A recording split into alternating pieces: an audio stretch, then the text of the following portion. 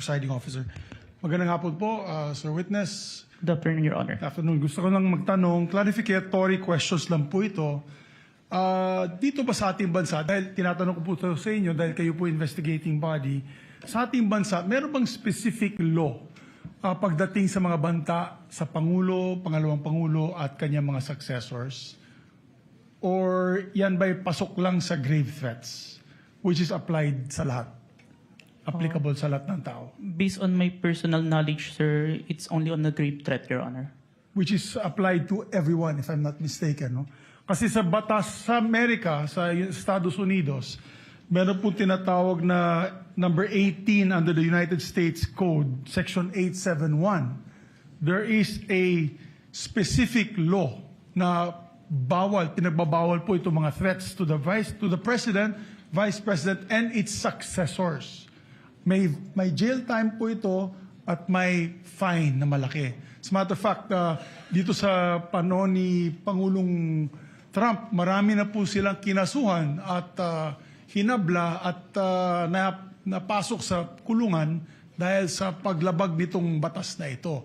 At Secret Service po ang sumasagawa ng investigasyon. Sa atin ba dito, ang NBI ba ang nabigyan po ng kapangyarihan para gawin itong investigasyon? Under your new NBI code? Under our law, sir, the new NBA law, included po yung investigation to the threats to the life of the President, the Vice President, the Speaker, the Senate President, and the Supreme Court, sir.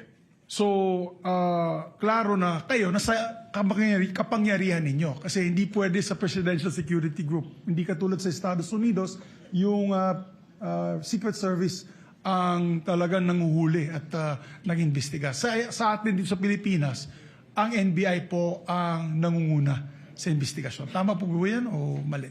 It is within our law, sir. Okay.